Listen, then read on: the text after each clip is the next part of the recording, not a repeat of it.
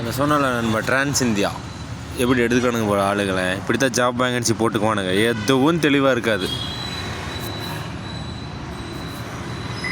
ஒன்றா number scammer நண்பா இவனுங்கெல்லாம்.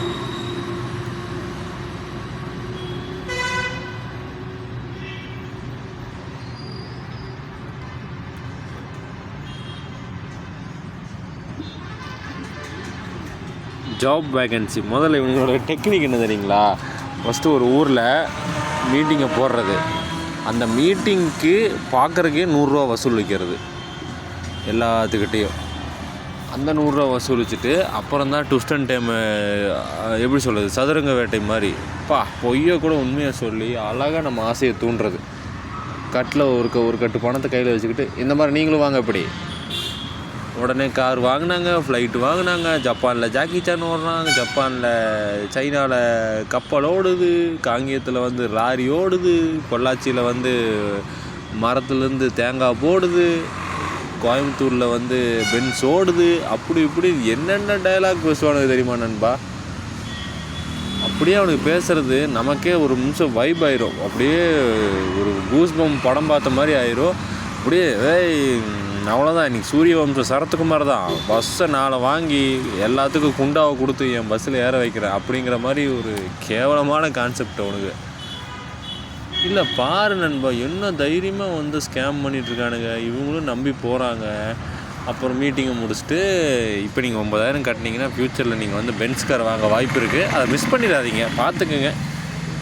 நீங்கள் வந்து உங்களை யோசிக்கவே விட மாட்டாங்க. அடுத்து ஏதாச்சும் நீங்கள் யோசிக்க ஆரம்பிச்சிட்டிங்கன்னா நீங்கள் உஷாராயிருவீங்க, வெளியே எந்திரிச்சு போயிடுவீங்க. யோசிக்கவே விட மாட்டாங்க. 9,000 கட்டினீங்கன்னா ஃப்யூச்சரில் மாதம் 50,000 சம்பளம் வரும், பார்த்துக்குங்க. பென்ஸ் கார் போயிடும், அவ்வளோதான். பென்ஸ் கார் போயிடும், பார்த்துக்குங்க, அவ்வளோதான். ஏன்டா உள்ளே போய் கோந்தவ மாட்டணுன்னு இருக்கும் உங்களுக்கெல்லாம். எப்படா வெளியே விடுவானுங்க அப்படிங்கிற மாதிரியே இருக்கு நண்பா. ஸோ கவனமாக இருங்க. டிரான்ஸ் இந்தியா ஃபஸ்ட்டு நீங்கள் எந்த வேலைக்கு போனாலும் அந்த கம்பெனி நேமை கேட்டுட்டு அப்புறம் போய் ஆஃபீஸ்குள்ளே பாருங்கள். அவனுக்கு ஒழுங்கினமான இருந்தால் கம்பெனி நேமை சொல்லுவானுங்க, சொல்ல மாட்டானுங்க ஃபஸ்ட்டு. இது எல்லாமே ஃபேக்கு நண்பா, ஃபேக்கு ஃபேக்கு ஃபேக்கு ஃபேக்கு. கம்பெனியே டோட்டல் ஃப்ராடு இவனுக்கு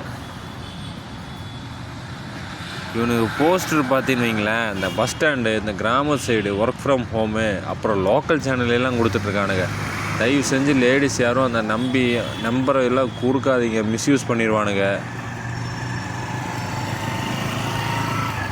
கம்பெனியும் ப்ராடு, ஆளுகளும் ப்ராடு. ஸோ லேடிஸ் எல்லாம் அந்த லோக்கல் சேனலில் வருது, அவ்வளோதான். எப்படிங்க ஒருத்தங்க வேலையே செய்யாமல் எப்படிங்க அந்த சம்பளம் கொடுப்பானுங்க இந்த காலத்தில்? நீங்களே யோசிச்சு பாருங்கள். ஒருத்தன் வேலையே செய்யாமல் ஒர்க் ஃப்ரம் ஹோமு சும்மா இந்த மாதிரி இருந்தால் எப்படிங்க? அப்போ உங்களுக்கு கீழே பணம் போட்டால் நாளைக்கு அவன் ஏதாச்சும் எடுத்துகிட்டு போனால் யாரை வந்து பிடிப்பாங்க? நான் ப்ராக்டிக்கலாக கேட்குறேன். அவன் இன்றைக்கி இருப்பான், நாளைக்கு ஓடிடுவான். மை வித்திரி ஆச்ச மாதிரி.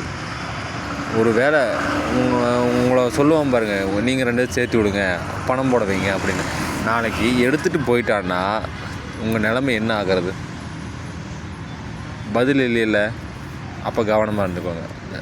பஸ் ஸ்டாண்ட்லாம் கொடுத்தானா அங்கேயே கசக்கி போட்டு போயிடுங்க. இன்னமும் கொடுத்துட்ருக்கானுங்க. இந்த ஏதாச்சும் போஸ்டர் பார்த்தீங்கன்னா அதெல்லாம் கிழிச்சு போடுங்க.